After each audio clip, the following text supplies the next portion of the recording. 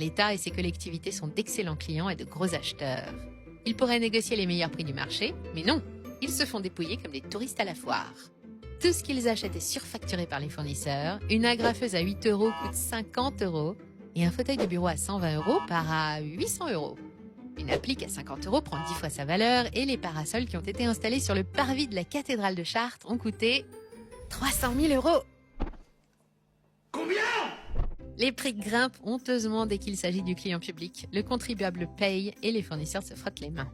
Et je ne parle pas des services numériques, des logiciels sur mesure hors de prix, des licences inutilisées et des prestataires indéboulonnables. L'informatique c'est l'avenir, surtout pour les fournisseurs de numérique de la France. Prenez Louvois, le logiciel de paye des militaires. Plus de 400 millions d'euros engloutis pour un système truffé de bugs, abandonné en 2019 après avoir plongé des milliers de familles dans la galère financière. Le rapport 2024 de la Cour des comptes sur les grands projets numériques de l'État est édifiant. 75% des projets dépassent leur budget initial de plus de 60%, avec des fonctionnalités revues à la baisse et des outils inadaptés pour les usagers. Les collectivités locales ne sont pas en reste. À Châteauroux, un centre aquatique initialement prévu à 30 millions d'euros a finalement coûté 47 millions, mettant en péril les finances de la commune. Même scénario pour le centre aquatique du Libournais, 39,4 millions d'euros, ou la voie de covoiturage sur la 15 abandonnée après avoir englouti 5 millions d'euros. Aménagement, constructions urbaines, décoration et entretien d'infrastructures hors de prix, les factures sont délirantes. La France excelle dans l'art de lancer des chantiers pharaoniques qui finissent soit abandonnés, soit hors budget.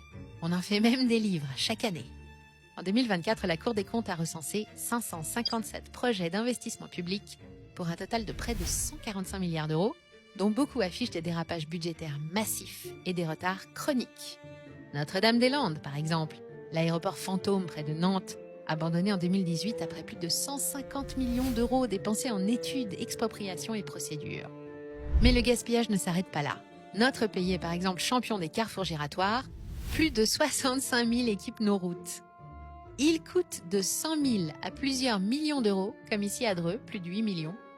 30% du prix de l'ouvrage doit être consacré à sa seule décoration, quand les Hollandais et les Allemands sont capables de construire les mêmes pour 2 à 5 fois moins cher.